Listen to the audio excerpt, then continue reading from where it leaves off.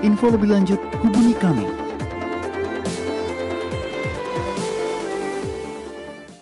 Apakah Anda merasa seorang diri? Atau hancur hati? Atau Anda stres? Atau Anda putus asa? Selama kita hidup, pasti ada masalah. Jangan menyerah, masalah boleh datang. Tetapi jangan biarkan masalah menghancurkan kehidupan Anda. Karena itu, saksikan New Life Setiap hari Jumat jam 11 malam. hanya di stasiun kesayangan kita. Hanya di Batam, Dewi. New Life.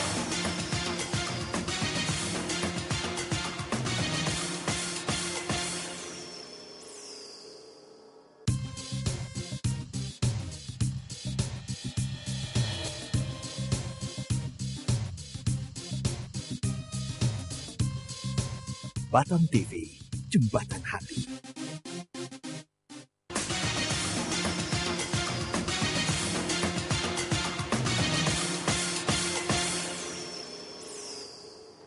Sesuatu yang besar Sudah terjadi sedang terjadi. dan akan terus terjadi. Halo pemirsa, berjumpa kembali bersama kami dalam acara yang pastinya akan merubahkan kehidupan kita. Di mana lagi kalau bukan di New Life. Gimana kabar pemirsa pada malam hari ini? Kami selalu yakin dan percaya kita selalu dalam keadaan yang luar biasa, dahsyat dan mantap sebagaimana siaran New Life pada malam hari ini. Ya pemirsa, siaran ini kami kemas secara interaktif di mana pemirsa dapat meng-SMS langsung di nomor 0819 081 77771. Ya, atau mungkin pada malam hari ini pemirsa sedang memiliki permasalahan apapun di dalam kehidupan Anda, baik itu masalah pekerjaan, kesehatan, rumah tangga, atau masalah apapun yang tidak ada jalan keluarnya. Bukan secara kebetulan Anda menyaksikan siaran ini, Anda bisa curhat kepada kami dengan mengirimkan SMS di 0819 081 77771. Ya, sebelum kita ke tema, apakah mungkin nggak semua orang ya ingin hidupnya hancur, apalagi kalau di rumah tangga ya? Ya pasti nggak ada seorang pun yang ingin hidupnya hancur ya. Damai emang mau hancur? Oh tidak dong. Oh, tidak. Pasti semua orang mengidam-idamkan kehidupan yang bahagia, yang sukses seperti itu ya. Tapi ada lagu loh, Kayak mana? Olga Syaputra itu, hancur, hancur hatiku. Ih, kok kamu cocok sih? Jangan-jangan Itu kan dulu. Ah iya. Ya, gimana mengatasi untuk seseorang itu tidak bisa hancur ya? Iya, nanti kita tanya narasumber. Ya, Terus kalau misalnya dalam bisnis pun nggak mau hancur, ingin selalu berkemenangan di dalam kehidupan, nah pemirsa bisa SMS ya Iya. ke narasumber kami di 0819 081 77771. Ya. Karena itu pemirsa jangan pernah lewatkan sedetik pun dari siaran New Life pada malam hari ini, karena kebahagiaan Masa depan dan pengharapan selalu ada untuk kita semua. Ya, malam hari ini kita mengangkat tema yang spesial, yaitu menang atas kehancuran. Wih, menang. Mantap. Ya, malam hari ini kita sudah kedatangan satu orang narasumber yang sungguh luar biasa, yang spesial. dahsyat, yang mantap juga Yes. ya. Ya, kita langsung sapa narasumber kita pada malam hari ini. Ya. Selamat malam Pak Susilo. Selamat malam Damai, malam Ana. Malam. Selamat malam pemirsa di rumah. Ya. Gimana kabarnya? Kabar saya selalu luar biasa, dahsyat dan mantap. Wah, luar biasa. Sekalipun di tengah-tengah badai, sekalipun di tengah-tengah masalah, kenapa saya selalu katakan luar biasa, dahsyat dan mantap? Ya. Karena kita punya Tuhan yang amat sangat luar biasa dan rancangannya selalu yang terbaik dalam hidup kita. Iya. Oh, luar biasa. Walaupun malam hari ini sendiri ya Pak, narasumber Iya. tetap luar Tetap biasa semangat. Ya, Ya. tetap semangat. Ya, malam hari ini kok mengangkat tema menang atas kehancuran. Kenapa Pak? Ya, waktu saya merenungkan dalam hidup ini, saya melihat kehidupan orang-orang yang hancur. Ya. Orang-orang yang mengalami masalah dalam hidupnya dan mereka merasa bahwa tidak ada jalan keluar lagi. Ya. Nah, saya mulai berpikir, kapan ya seseorang itu mulai mengalami kehancuran? Iya. Gitu kan? Saya renung-renungkan, iya ya, tanpa disadarin. Seperti tadi dikatakan bahwa tidak ada seorang pun yang ingin hancur, betul ya? Iya. Betul. Tapi kenapa kehancuran itu terjadi dalam kehidupan sebagian orang? Ya.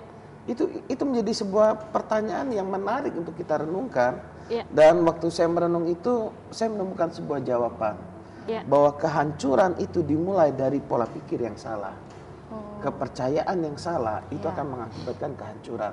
Ya. Contohnya, misalkan orang berpikir bahwa, oh ya, free sex sekarang sudah normal. wajar. Melakukan hubungan seks sebelum menikah itu sudah suatu hal yang wajar gitu kan. Atau misalkan, oh maaf, misalkan jajan dalam tanda petik nih, bukan jajan permen, jajan wanita itu wajar. Karena istri nggak ada, itu hal yang wajar. Dan pola pikir yang salah ini mudah sekali mengakibatkan kehancuran. Gitu ya. Dan ini makanya saya katakan bahwa kehancuran itu dimulai dari pola pikir yang salah. Banyak sekali contoh-contoh kasus yang kita bisa angkat kenapa terjadinya kehancuran. Contohnya misalkan waktu seorang berpikir rumah tanggaku sudah hancur, sudah berantakan, dan aku sudah tidak bisa mempertahankan lagi. Waktu dia berpikir seperti itu, maka tindakannya akan mengarah, ya udah biarkan aja rumah tanggaku hancur. Pola pikir yang salah akan mempengaruhi perasaan kita dan akan mempengaruhi tindakan kita. Kalau pola pikir kita benar, maka masalah sebesar apapun tidak akan dapat menghancurkan kita. Tapi kalau masalah sekecil apapun, bahkan tidak ada masalah, waktu kita memiliki pola pikir yang salah, kita bisa mengalami kehancuran.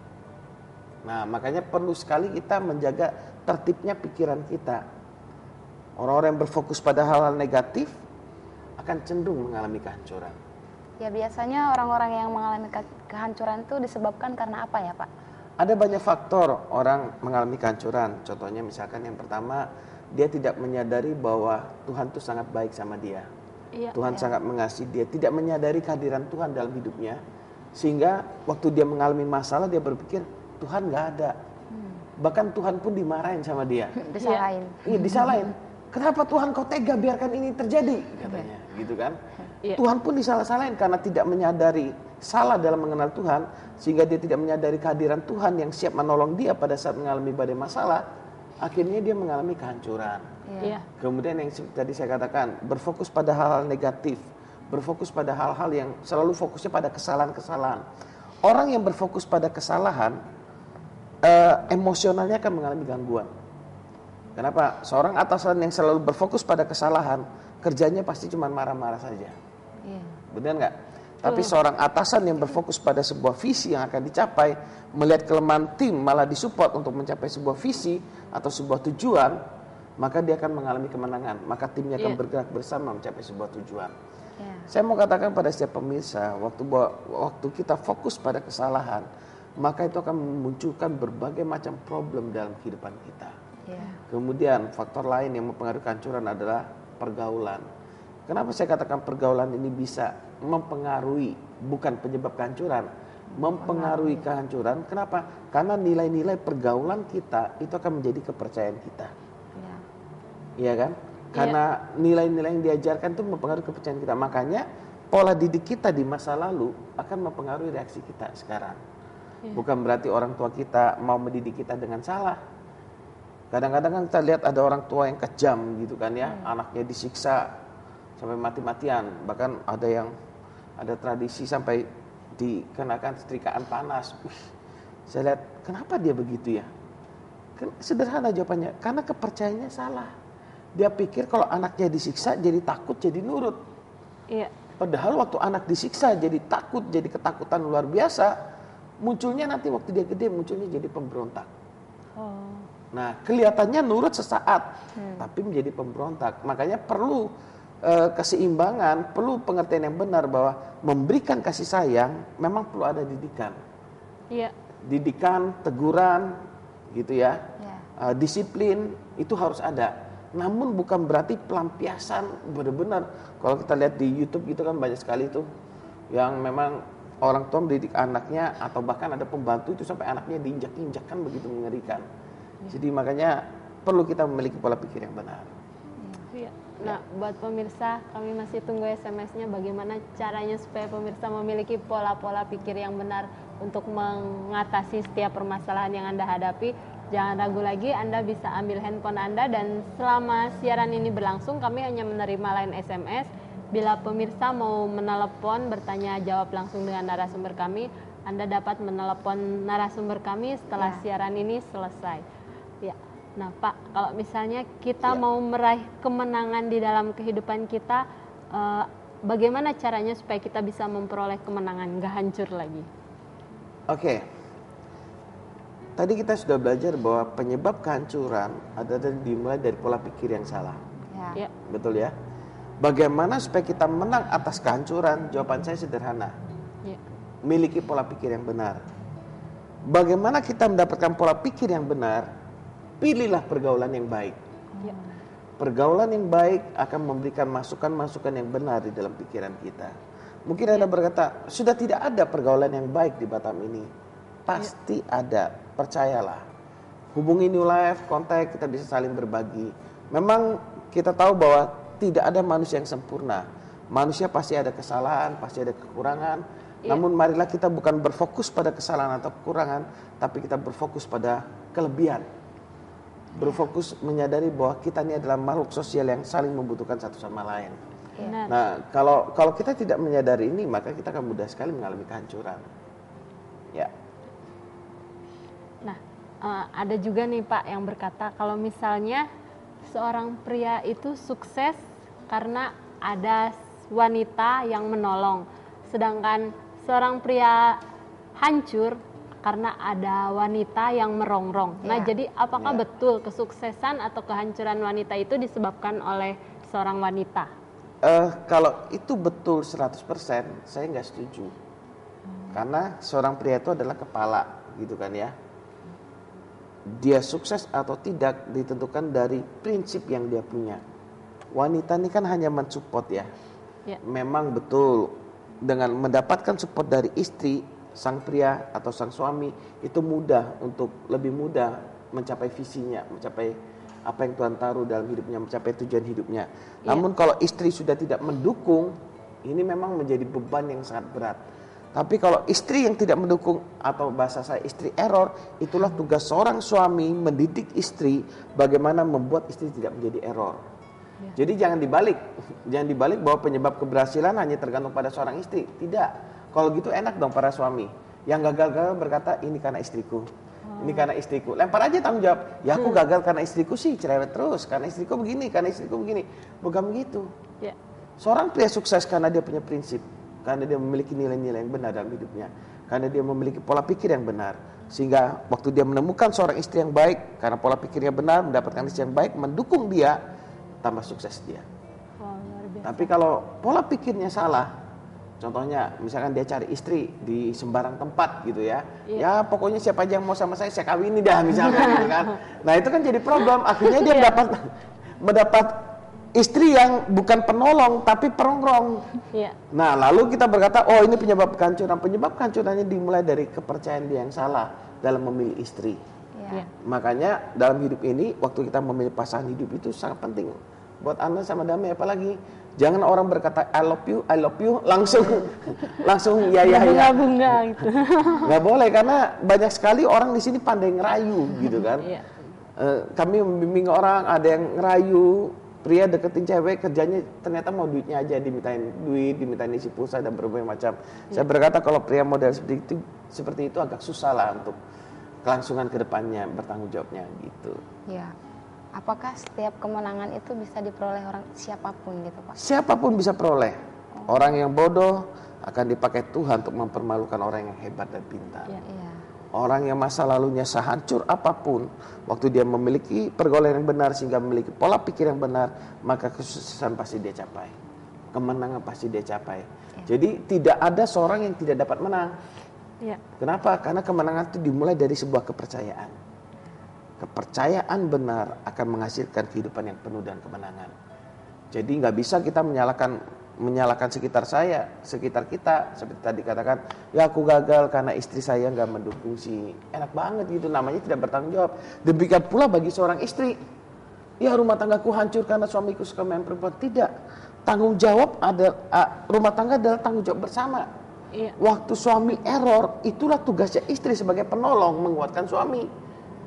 Bukan merongrong, bukan menyalah-nyalain suami. Gitu. Demikian pula sebaliknya. Waktu istri error, bukan kita lepas tanggung jawab, ya memang aku punya istri yang error, bukan. Tapi itulah tugas seorang suami sebagai penolong juga untuk membimbing istri sebagai kepala, membawa istri kepada jalan yang benar. Makanya pernikahan dalam rumah tangga, suami istri itu dua menjadi satu. Dan kekuatan dua menjadi satu ini sungguh luar biasa. Jangan sampai kita merasa istri atau suami menjadi beban dalam hidup kita. Itu juga jadi nggak benar. Waktu kita menyadari bahwa kita ini bersama dan ada Tuhan di dalamnya, maka kehancuran apapun yang sedang datang dalam hidup kita tidak bisa menghancurkan kita. Lihatlah sisi benarnya. Makanya saya seringkali berkata begini, kebenaran itu tidak perlu dibela. Karena kebenaran itu akan muncul seperti emas dan akan membela kita. Waktu kita mengalami fitnahan, kita mengalami tekanan, nggak usah panggil pengacara untuk bela-bela kita. Percaya saja, itu akan muncul, kebenaran itu akan muncul dan sendirinya. Memang kadang butuh proses waktu, tapi kebenaran itu akan membela kita. Waktu kita berusaha bela kebenaran malah jadi salah kita. Tapi kebenaran itu akan membela kita. Ya, kami masih tunggu SMS-nya nih buat pemirsa yang sedang mengalami kehancuran di dalam kehidupan Anda, atau mungkin sedang difitnah ya, atau merasakan sakit hati, atau apapun masalah yang sedang Anda hadapi pada malam hari ini. Jangan ragu lagi, Anda bisa SMS kepada kami, curhat mengenai masalah Anda di 0819 081 77771. Nah, ini kita sudah masuk SMS, kita bacakan. Silakan. Di nomor 2872. Selamat malam. Malam. Mau tanya Pak, bagaimana cara membimbing istri agar nurut pada suami? Dari Denny Kusworo di Bengkong. Ya, buat Pak Denny begini, saya punya prinsip yang sederhana. Bagaimana cara membimbing istri nurut pada suami? Berikan dia kasih sayang. Berikan dia cinta, berikan kasih sayang, arahkan istri mendekat kepada Tuhan. Saya percaya, di samping memberikan kasih sayang, terbangun komunikasi. Cinta itu perlu dipupuk. Waktu seseorang melihat keindahan dari sebuah cinta, keindahan dalam hidup ini, termasuk istri kita, pasangan kita, maka dia akan mengejar ke arah keindahan itu. Istri itu bukan begini, kamu harus tunduk padaku, kamu harus tunduk padaku. Kalau kamu nggak tunduk, kamu bukan istri yang baik. Bukan dengan ancaman seperti itu. Tapi seorang istri itu tunduk pada suami karena dengan satu kerelaan. Karena dengan satu kesadaran. Karena dia menikmati cinta dari sang suami, dan akhirnya dia juga memberikan cinta juga. Jadi memang sebagian orang berkata, terus kalau suami saya nggak cinta sama saya, gimana saya mau nunduk? Lebih enak nanduk gitu kan. Nah, kita harus lihat sumber cinta yang paling utama berasal dari Tuhan. Waktu kita merasa Tuhan mencintai kita tanpa syarat, Dia mengampuni dosa kita, Dia menerima kita apa adanya tanpa syarat, itu yang membuat kita bisa mengasihi pasangan kita tanpa syarat. Nah, kalau kita menuntut cinta dari pasangan kita saja, maka kita akan mengalami problem di sana. Kita akan banyak mengalami kekecewaan. Kenapa? Karena manusia itu terbatas. Dan ada 5 bahasa kasih.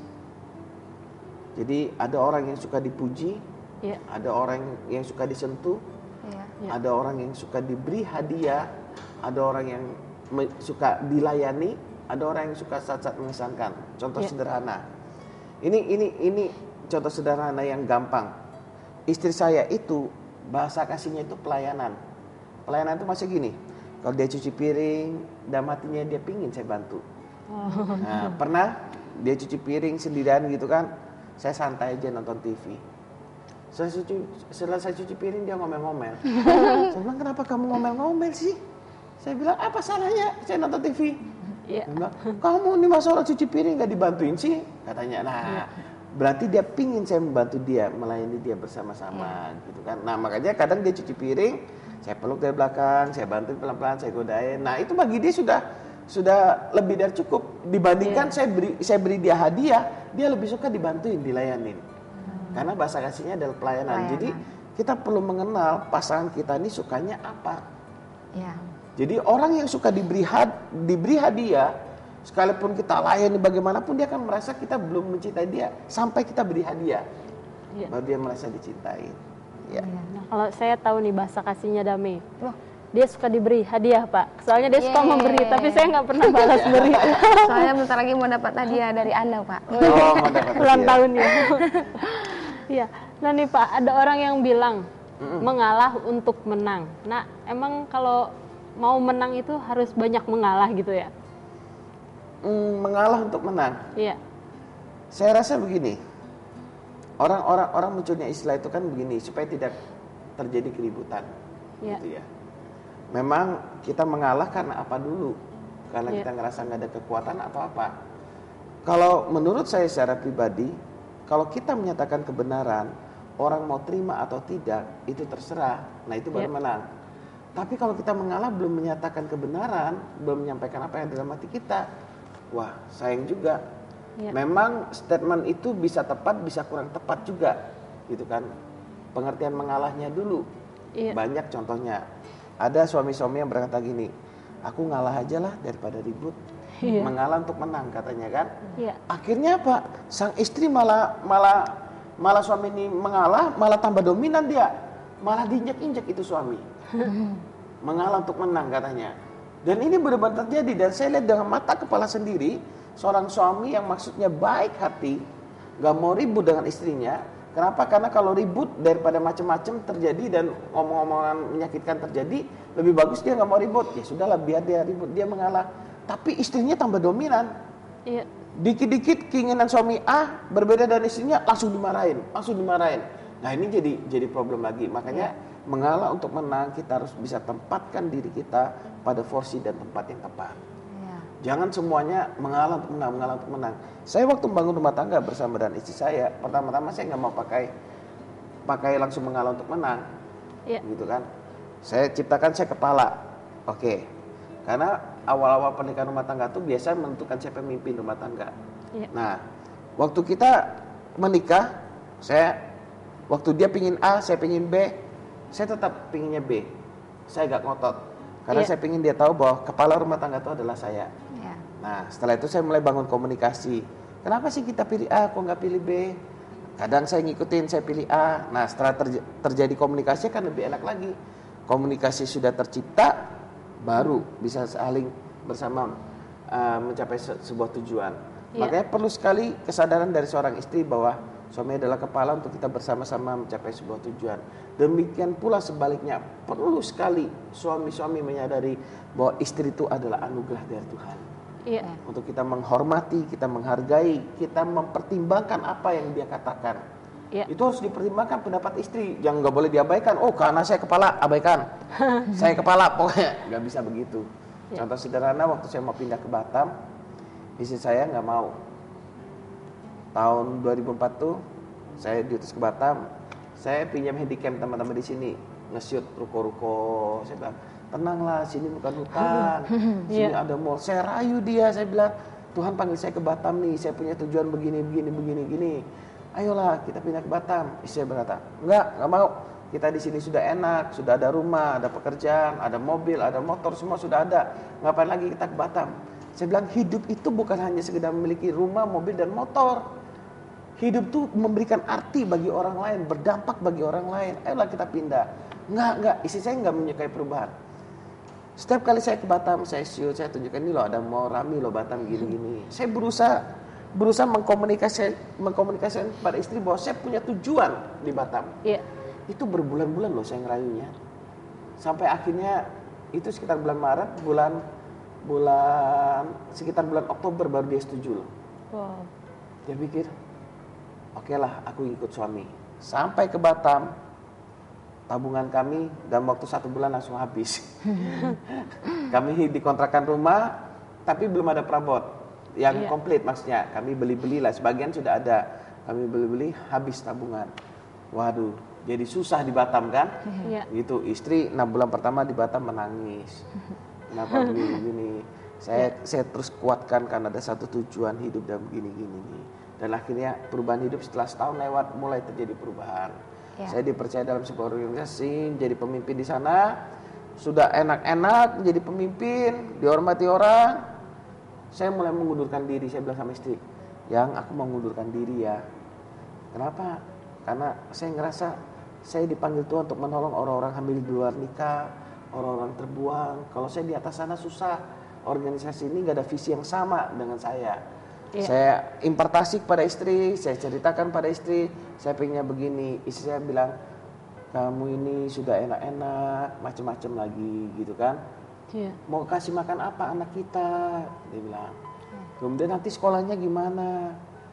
Saya ingat jawaban saya yang penting banget. Saya berkata gini, tempat paling aman itu tempat di mana Tuhan ingin kita berada. Saya berkata gitu. Sekalipun di sana kelihatannya tidak berlimpah harta, Tapi kalau Tuhan mau kita berada di sana, kita akan bahagia dan menikmati kedamaian hidup ini. Iya. Iya. Saya ngomong sama istri begitu, singkat cerita setelah beberapa bulan, kalau yang ini nggak terlama, paling sekitar 2-3 bulanan lah, dia nurut ikut. Akhirnya saya mundurkan diri, muncullah New Life ini. Iya. Sudah 4 tahun. Dan bertemulah kami. Mau 5 tahun. Dari Sabang sampai Merauke. Ya, jadi syukur kepada Tuhan semua karena kebaikan Tuhan, Ya. bukan Ya. karena kami. Makanya New Life ada, Tuhan panggil semua. Ya. Kita kembali kepada SMS yang sudah masuk di nomor 7771. Mbak, saya sedang mengalami stres sekali karena suami tidak pernah jujur dari segi apapun. Gimana caranya agar suami bisa jujur walaupun sudah berbagai cara tapi tetap salah? Terima kasih. Oke, buat yang kirim SMS begini, saya tahu bahwa saran yang saya berikan pada Anda ini kelihatannya bagi Anda tidak masuk akal dan tidak nyaman. Iya. Kenapa? Suami tidak jujur. Saran saya adalah mulai hari ini perkatakan dalam hati Anda, yakinkan diri Anda bahwa suami Anda adalah seorang yang jujur. Kenapa? Kalau Anda berkata bahwa suami tidak jujur, maka Anda akan selalu curigaan terus pada suami. Ya. Waktu Anda curigaan terus pada suami tambah jengkel, tambah dia berbohong. Ya. Tambah marah dia kan. Karena kalau dicurigain itu nggak enak. Ya. Gitu. Oke. Makanya saran saya, mulai dari satu hal yang sederhana, yakinkan pada diri Anda, bersyukurlah kepada Tuhan. Tuhan, terima kasih buat seorang suami yang jujur.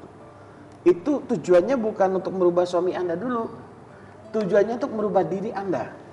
Iya. Kenapa waktu Anda bersyukur pada Tuhan, terima kasih buat suami yang terbaik, suami yang dapat dipercaya, suami yang jujur. Itu akan mempengaruhi emosional Anda. Bagaimana Anda bersikap kepada suami, sehingga Anda mulai muncul rasa percaya kepada suami. Ya. Nah, saya tahu faktanya mungkin suami masih nggak jujur. Iya. Ya. Biarkan dulu, tenang aja dulu. Mulai perkatakan. Suami datang, mulai perkatakan, terima kasih ya sayang, aku punya suami yang bertanggung jawab, yang baik, hati yang jujur. Dia mungkin ngalami bingung. Kenapa kamu selama ini bilang aku nggak jujur, tiba-tiba berubah kayak malaikat gini, gitu kan?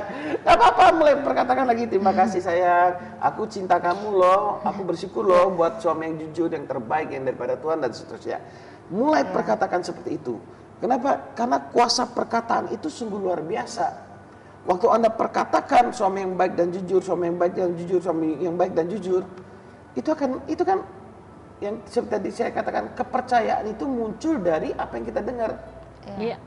Nah, suami Anda tidak jujur, mulai perdengarkan kepada dia bahwa dia adalah seorang yang jujur. Ya. Jadi tanpa Anda sadari, waktu apa yang Anda katakan itu akan mencipta suami itu menjadi seorang yang jujur. Sehingga suatu saat dia mau berbohong, dia teringat perkataan Anda, saya seorang yang jujur.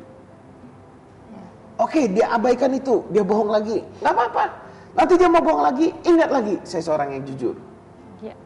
Nah, cepat atau lambat, maka akan terbentuk identitas dari suami Anda bahwa dia adalah seorang yang jujur karena Anda sering memperkatakannya. Gitu. Saran ini pernah saya berikan kepada seorang suami yang, maaf, selalu keluar malam, dugem, main perempuan. Suami istri itu datang konseling kepada saya dan berkata, bisa nggak saya berubah? Awalnya saya kasih aturan, nggak boleh gini, nggak boleh gini, nggak boleh gini. Kamu kalau mau keluar harus izin sama suami. Nggak bisa. Suami itu cerita, waktu bapak bilang gitu, tetap saya langgar kok, diam-diam. Ketemu bapak aja kelihatannya baik-baik. Saya bohongin semua katanya. Tapi yang aneh yang terjadi waktu saya berkata kepada istrinya, mulai perkatakan yang benar. Mengucap syukur buat suami yang terbaik. Suami mau pulang, mulai ajak berdoa bersama. Katakan, perdengarkan, Tuhan terima kasih buat suami yang terbaik, suami yang bertanggung jawab, suami yang setia, suami yang mengasihi istri dan anak-anak. Terima kasih Tuhan. Saya dalam mesbah keluarga saya selalu begitu. Waktu kami berdoa, saya mulai perkatakan, Tuhan terima kasih buat istri yang terbaik, anak-anak yang terbaik. Gitu. Saya mulai perkatakan gitu sehingga itu tanpa disadari mencipta kepribadian di dalam masing-masing. Karena dia berdoa memperkatakan gitu, dia memperkatakan hal yang baik pada suaminya. Suaminya pulang pagi dia biarin aja, pokoknya dia berkata terima kasih Tuhan buat suami yang terbaik. Sampai suatu titik suaminya waktu pergi dugem merasa bersalah. Aku punya istri yang baik, tapi kenapa aku begini? Aku punya istri yang baik dan apa yang dikatakan oleh istri itu terngiang-ngiang. Mau dugem terngiang-ngiang istrinya punya perkataan. mau selingkuh terngiang-ngiang perkataan istrinya, suami yang baik, suami yang jujur, suami yang bertanggung jawab. Akhirnya dia nggak jadi selingkuh. Pulanglah dia, pemberesan dan istri, ketemu dengan kami lagi, dibimbing. Dia berkata, saya sekarang sudah merdeka, sudah nggak dugem lagi, sudah nggak main perempuan lagi. Kenapa? Sederhana, mulai dari sebuah perkataan yang mencipta. Makanya kalau Anda punya suami yang tidak jujur atau istri yang cerewet gitu, jangan katakan istriku cerewet sekali Pak.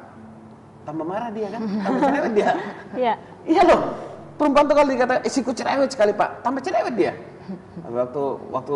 Waktu istri Anda cerewet, Anda mulai berkata, ini loh istriku yang terbaik, yang pengertian, yang bijaksana dalam bertutur kata. Gitu. Nah, itu akan berubah. Dia yang cerewet akhirnya jadi alim, jadi istri yang baik. Gitu. Iya, karena itu mencipta. Iya. Gimana ya Pak, seseorang itu kenapa dia bisa berbohong, Pak? Iya, seorang bisa bohong itu kan karena dia salah mengenal identitas diri, karena dia mengalami ketakutan. Sebenarnya berbohong itu menyiksa diri sendiri loh. Iya. Orang yang mengalami kemerdekaan itu orang yang hidup transparan apa adanya. Gak perlu berbohong, rugi sendiri kalau kita berbohong.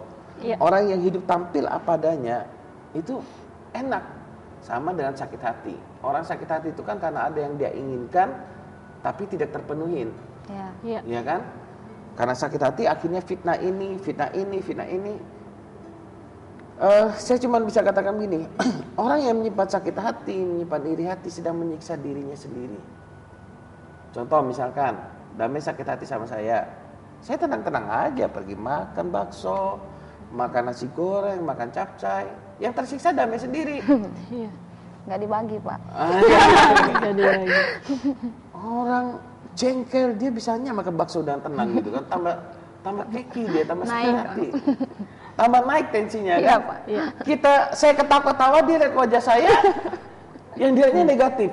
Saya kasih dia handphone pun dia bilang pasti ada maksudnya ini. Ini pasti nggak mau, ditolak handphone bisa jadi, gitu kan, karena sakit hati. Jadi yang rugi diri sendiri sebenarnya. Iya. Baiklah, sebelum kita kembali ke SMS yang sudah masuk, kita saksikan pesan perubahan yang satu ini. Ya, tetaplah bersama kami pemirsa dan jangan kemana-mana karena kami akan kembali setelah pesan yang satu ini.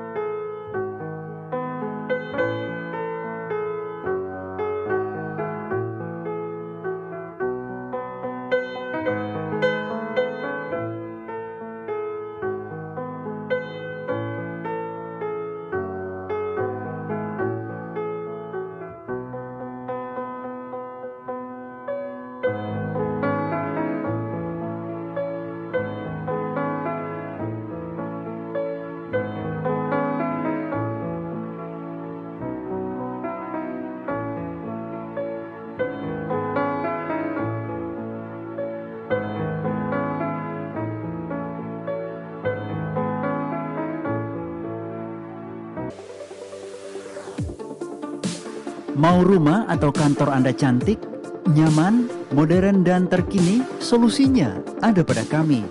Custom Home memberikan pelayanan yang sesuai dengan kebutuhan dan keinginan Anda.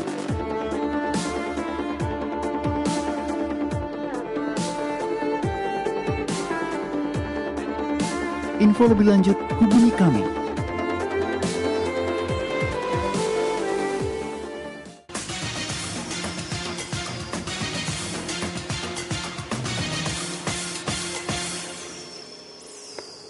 Terima kasih pemirsa karena Anda masih tetap setia bersama kami. Ya, kami masih menunggu layanan SMS dari pemirsa di nomor 0819 081 77771. Ya, kita langsung bacakan SMS yang sudah masuk dari 7788. Apakah saya akan mengalami kemenangan dengan tetap di samping suami saya yang tidak pernah sama sekali mau mengakui kesalahan, padahal dia sudah terbukti salah, dan selalu mau menang. Apakah saya masih dapat bahagia dengan suami yang pekerjaannya mengedar, namun saya tidak mau sama sekali dia melakukan hal itu lagi. Sebelum menikah saya tidak tahu begitu. Saya sangat terbanting dan dia sering pukul dan tiap hari bahasanya juga jorok. Saya minta cerai, dia tidak mau. Tapi saya sudah tidak sanggup begini terus. Tolong penjelasannya. Terima kasih. Oke, buat yang kirim SMS begini ya Bu ya. Memang saya tahu posisi Ibu posisi yang susah ya. Ya. Kalau memiliki seorang suami pengedar, Ya. yang keras, kemudian suka tonjok gitu kan. Ya. Saran saya Bu, kalau saya jawab sekarang nanti kesannya kan teori doang. Ya. Lebih bagus Ibu bisa konseling, bisa ketemu, dan semua lain yang diberikan oleh New Life gratis. Sehingga di sana kita bisa komunikasi lebih detail sampai batasan di mana suami itu melakukan kekerasan pada Ibu. Ya. Kalau memang sudah melakukan kekerasan kelewatan batas, berarti Ibu bisa lapor ke polisi, KDRT. Ya. Gitu kan ya. Untuk suami-suami yang melakukan kekerasan, Ibu harus berpikir untuk keselamatan jiwa Ibu juga, bukan hanya sekedar mempertahankan rumah tangga. Itu pertimbangannya. Kemudian yang kedua, kalau Ibu tanya apakah masih bisa menang, Bu, semua orang pasti pernah berbuat salah dalam hidupnya. Ya. Kita semua pernah berbuat salah. Siapa sih yang nggak pernah bersalah? Termasuk suami Ibu dan termasuk Ibu. Kita semua pasti pernah bersalah. Dan waktu bagaimana, apa sih yang diharapkan oleh orang yang bersalah? Diampuni sebenarnya. Iya. Masalah dia mau mengakui kesalahan atau tidak itu sebuah proses. Kadang kita melakukan kesalahan tanpa kita sadarin. Saya dulu berontak kepada orang tua saya selama bertahun-tahun. Iya. Dari saya kecil sampai saya kuliah semester 2, saya memberontak. Ya. Sampai saya bertobat, saya menyadari bahwa ada Tuhan yang mengasihi saya tanpa syarat. Nah, selama bertahun-tahun itu saya memberontak dan saya tidak merasa bersalah. Saya pikir wajar, saya sedang menjadi jati diri saya apa adanya. Iya. Papa saya sendiri mau saya pukul. Nah, makanya tadi saya katakan itu karena kepercayaan yang salah. Ya. Nah, akan lebih baik kalau Ibu konseling, kalau misalnya bersama dengan suami bisa diajak bersama, itu lebih baik. Tapi kalau nggak bisa, nggak apa-apa. Ibu paling tidak harus ada orang-orang di sekitar Ibu yang bisa menguatkan Ibu. Iya. Gitu ya. Jangan mau juga kalau dijadikan sansak bagi suami, ditinjuin terus gitu. Jangan jadikan sansak. Sansak jadi makanan. Dipukul gitu kan. Iya. Laporkan aja itu ke polisi nggak apa-apa, Ya. karena sudah KDRT. Ya. Tapi kalau bukan KDRT, masih dia ngomong kata-kata kasar apa, seperti yang tadi saya katakan, doa Ibu, keyakinan Ibu, perkataan Ibu dapat merubah suami. Iya. Gitu ya. Lebih bagus konseling, karena susah saya menjawabnya kalau hanya sekilas gitu kan. Ya. Kita juga harus tahu kenapa sih suami selama ini main tonjok, waktu dia marah Ibu ngapain gitu kan. Kalau Ibu ngelawan dia tambah emosi, dia tonjok. Nah, Ibu Ya. harus nemu sela-selanya juga bagaimana menghadapi suami yang mungkin tipenya temperamennya dominan. Iya. Ya. Kalau orang dominan, kalau dia lagi marah jangan dilawan Bu. Ya. Kalau Ibu lawan, sudah piring terbang, meja pecah, tonjokan bisa terjadi. Karena apa? Itu bagi orang dominan yang belum dewasa. Ya. Tapi kalau yang sudah dewasa itu berbeda lagi. Dia akan bisa menenangkan dirinya, menguasai dirinya. Kalau misalnya ibu tersebut mau bertemu bapak, nah bagaimana caranya? Boleh, Ibu tinggal telepon saja di nomor yang sama setelah Ya. siaran. Ya. Kita janjian kita mau ketemu di mana, sambil minum teh gitu boleh. Dan semua lain yang diberikan oleh New Life semua gratis tanpa biaya. Mau ketemu di kantor New Life juga boleh. Jadi bisa ketemu artis-artis cantik ini. Oh iya. Ya, Ya, kita ke kembali SMS ke selanjutnya. 0822. Malam Pak, Malam. saya sakit hati karena suami saya selingkuh saat saya lembur kerja. Padahal saya kerja karena dia nggak tanggung jawab sama keluarga. Dia tidur di hotel saat saya kerja.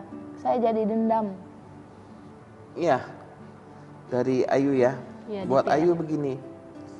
Seperti tadi saya katakan, orang sakit hati itu sedang memenjarakan dirinya sendiri. Iya. Menyiksa dirinya sendiri. Anda sakit hati, suami Anda tetap selingkuh. Iya. Betul ya? Apakah sakit hati bisa merubah? Nggak akan pernah bisa merubah. Iya. Saya mengerti Anda berkata bahwa ini sakit sekali Pak. ini rasanya seperti seakan-akan dunia ini sudah hancur semua. Karena perasaan sakit yang Anda alami, Anda berkorban, Anda bekerja, suami malah selingkuh. Dan saya tahu itu perasaan yang sangat dalam melukai hati Anda. Tapi pertanyaan saya adalah, apakah masih ada harapan dalam hati Anda dalam rumah tangga ini? Apakah Anda masih ada setitik cinta kepada suami Anda? Kalau Anda masih ada, Anda percaya bahwa Tuhan mau memulihkan rumah tangga Anda, tetaplah pegang kepercayaan itu. Mulai perkatakan yang baik pada suami yang selingkuh, suami yang tidak bertanggung jawab, mulai perkatakan perkataan yang benar. Seperti yang tadi saya katakan dengan sepasang suami istri yang kami bimbing itu, yang dia pergi selingkuh dan segala macam, dan akhirnya bisa berubah dan mereka bisa menjadi berkat bagi banyak orang. Demikian pula dengan hidup Anda dengan suami Anda. Saya percaya bahwa masalah yang kita alamin itu seringkali setelah kita melewatinya dipakai oleh Tuhan untuk menolong banyak orang. Saya percaya di sana. Nah, sama dengan masalah ibu. Saran saya, Bu, Anda sakit hati juga tidak merubah suami Anda. Anda yang tersiksa, dia pergi senang-senang. Yang rugi Anda sendiri. Saran saya lebih bagus kalau bisa ampuni suami Anda. Terima dia apa adanya. Oke, dia selingkuh, Anda sakit, saya tahu. Saya mengerti perasaan seorang wanita bahwa bagaimana sakitnya kalau ditinggal selingkuh. Namun maksudnya itu, Bu, begini. Karena sakit begitu, Anda harus belajar membuat keputusan untuk mengampuni. Untuk bisa suami istri ini bisa bersama kembali. Dan saya tahu waktu Anda mengalami sakit itu, kalau nggak ada lingkungan yang mensupport kan rasanya berat sekali. Coba hubungi New Life. Nanti saya kenalkan Anda dengan orang yang dulu suaminya kerjanya dugem itu. Nah, mungkin dia bisa berbagi cerita, istrinya bisa berbagi cerita kepada ibu, atau Anda bisa berkenalan dengan orang-orang yang berada di New Life, bagaimana hidupnya diubahkan gitu kan. Reaksi apa yang diberikan pada saat kita mengalami masalah. Itu akan lebih bagus, Bu. Itu akan menguatkan ibu, dan sehingga ibu tidak merasa aku sendirian. Enggak, ternyata ada orang-orang yang lebih parah sebenarnya yang sudah diubahkan oleh Tuhan. Nah, ini tadi yang dari 7788 tadi, Pak. Maaf Pak, saya yang tadi SMS, saya di Tanjung Pinang, Pak. Bagaimana biar saya bisa konseling sama Bapak?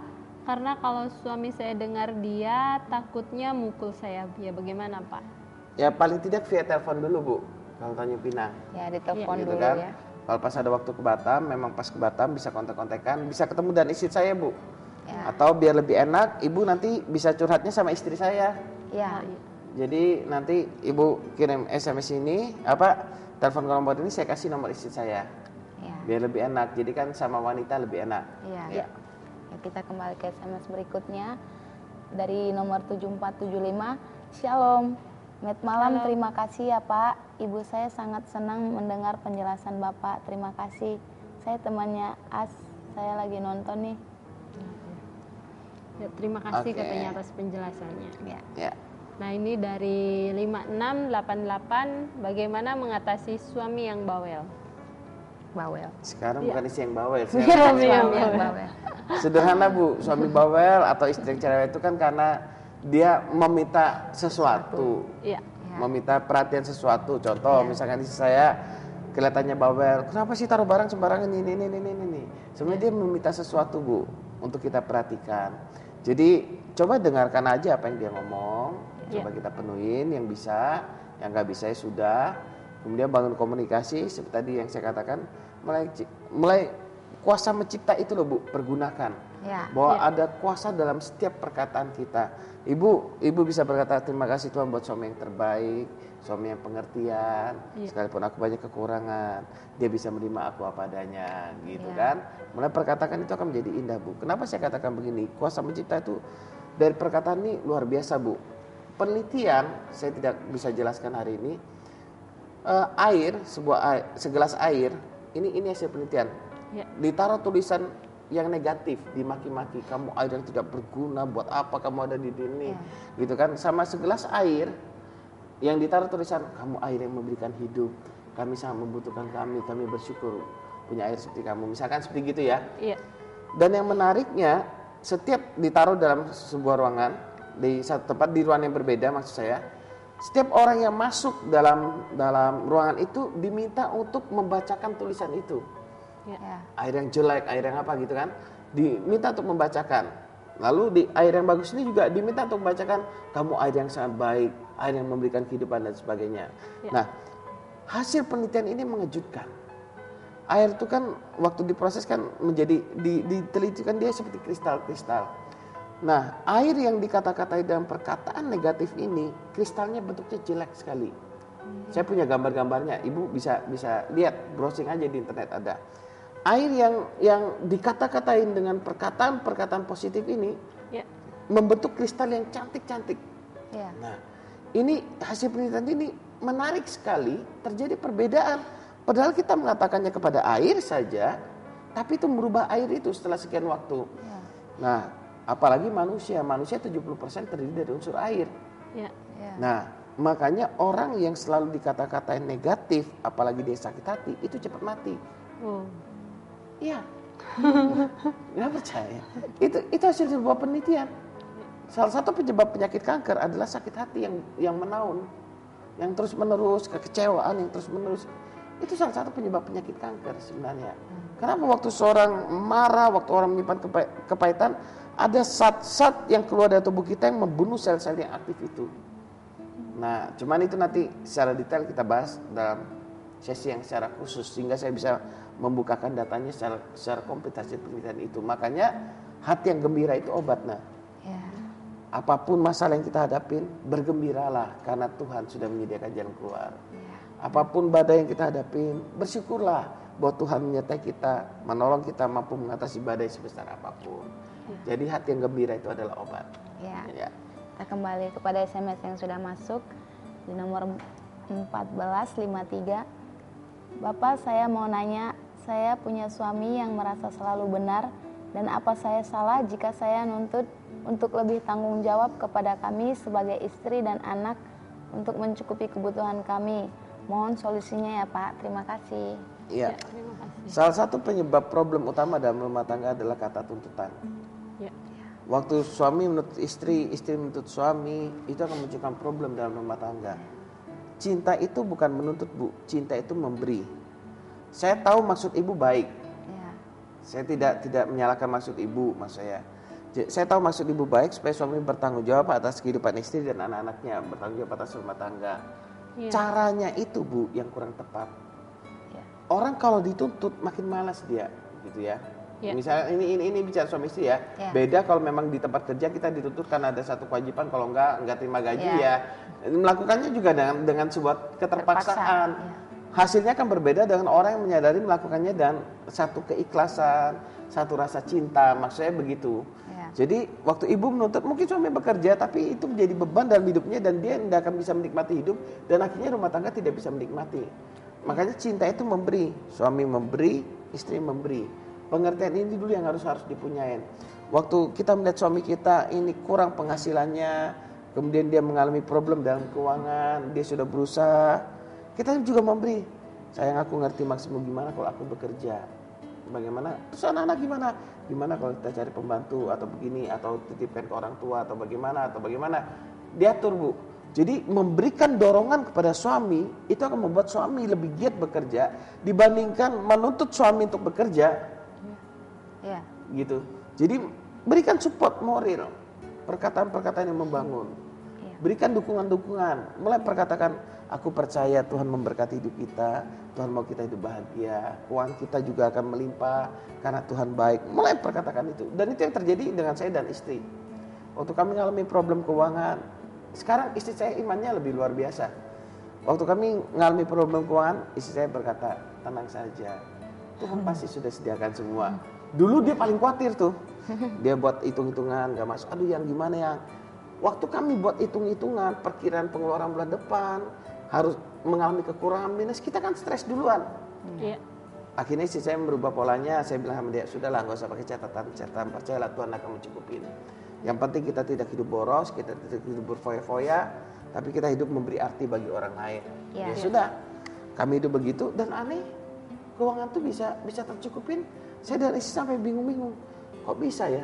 Kadang kami susah ngomongnya. Kenapa susah ngomongnya? Karena secara logika nggak masuk akal. Ya. Pengeluaran kami besar, nolong orang, melakukan ini. Tapi kok bisa cukup? Nah, Tuhan punya berbagai macam cara untuk memberkati hidup kita, menolong hidup kita. Ya. Jadi ibu percayalah di sana, berikan dukungan pada suami, sehingga suami itu malah tambah bekerja, bukan dituntut. Gitu. Tuntut memunculkan pertengkaran mengakibatkan orang malas bekerja, pertengkaran mengakibatkan orang malah mencari ketenangan. Entah nonton bioskop, entah jalan-jalan, bisa main perempuan dan segala macam. Padahal walaupun itu bukan ketenangan yang sesungguhnya, gitu. Iya. Mencari orang pelarian, menyebabkan seorang mencari pelarian. Pelampiasan. Kita ke SMS selanjutnya dari 1285. Halo, nama saya Arifmen. Mau menanyakan mengapa kalau kita jauh dari kasih Tuhan, tetapi hidup kita ini tidak pernah tenang. Karena saya selama ini telah berbuat dosa di hadapan Tuhan, yaitu melakukan zina. Pertanyaan saya, apakah Tuhan itu masih bisa memaafkan saya atau tidak? Karena perbuatan yang saya lakukan itu, saya tahu kalau itu dosa. Terima kasih. Ya, buat Arifmen, saya punya kabar baik secara khusus buat Anda. Mungkin lebih enak telepon setelah ini. Cuma secara singkat saya cuma ingin mengatakan begini, Tuhan datang untuk orang berdosa, Tuhan mengasihi orang berdosa tanpa syarat. Bahkan ketika Anda masih jatuh dalam dosa, Tuhan mengasihi Anda. Dan waktu Anda percaya kepada Dia, Dia menjadikan Anda ciptaan baru dan Anda akan menang dari dosa. Untuk detailnya, coba bisa ketemu. Saya akan berikan Anda dasar-dasar kebenaran yang akan memerdekakan hidup Anda. Ya. Termasuk Anda bisa cerita sedikit nah, gimana nah pengalaman pribadinya? Ya, pengalaman pribadi saya dulu, saya juga orang yang paling banyak dosa ya. Saya melakukan free sex seperti itu sampai harus hamil di luar nikah, dan saya bertanya apakah masih ada orang yang mau menerima saya gitu, masih ada pengampunankah dari Tuhan seperti itu, karena dosa saya udah banyak sekali seperti itu. Tapi ya saya bersyukur bisa bertemu New Life ya, nonton acara itu. Waktu itu saya pemirsa New Life juga, jadi bukan secara kebetulan saya menyaksikan siaran ini dan saya bertemu dengan Pak Susilo. Saya konseling apakah Tuhan masih mau mengampuni dosa saya yang segitu banyaknya, apakah masih ada orang yang mau menerima saya apa adanya. Dan ya puji Tuhan ya, saya bersyukur Tuhan mempertemukan saya dengan keluarga New Life. Saya dibimbing, saya diberi pengarahan bahwa Tuhan mengampuni saya, Tuhan mengasihi saya tanpa syarat, dan Tuhan nggak melihat dosa saya sebanyak apapun. Tuhan begitu mengasihi saya dan saya ditempatkan bersama keluarga New Life ya, dan itu luar biasa. Dan hidupnya diubahkan ya? Hidupnya diubahkan. Masih dihantui rasa bersalah atau? Udah nggak, karena udah jadi orang yang merdeka, bebas dari dosa. Kebenaran itu akan memerdekakan Anda, Arifmen. Makanya kontak, kita beri Anda jawaban yang saya yakin akan memerdekakan hidup Anda. Ya. Kita kembali kepada SMS yang sudah masuk di nomor 7681. Malam semuanya. Malam. Saya Agus di bandara. Kenapa sih jika saya mau sama seseorang dia nggak mau sama saya?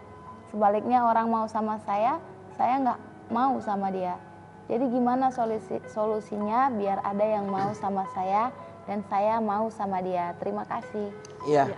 Buat Agus, cinta itu berasal dari Tuhan, nggak bisa dipaksakan. Sabar saja, tetap bangun hubungan dengan Tuhan. Percayalah bahwa Tuhan menyediakan yang terbaik. Sampai nanti satu titik akan ketemu. Ini bukan masalah gimana sih orang supaya cinta sama saya cinta sama orang, itu nggak bisa. Memaksa. Cinta itu tumbuh dari dalam. Dari dalam. Coba nanti kita komunikasi, ketemu, kita bisa sharing nilai-nilai, prinsip-prinsip hidup dulu tentang pasangan. Kadang kan kita ini punya kriteria yang berbeda dan yang sudah Tuhan sediakan, itu dia menjadi problem. Keinginan kita tidak sesuai dengan apa yang sudah Tuhan sediakan, akhirnya kita nggak mau, lah itu dia yang jadi problem.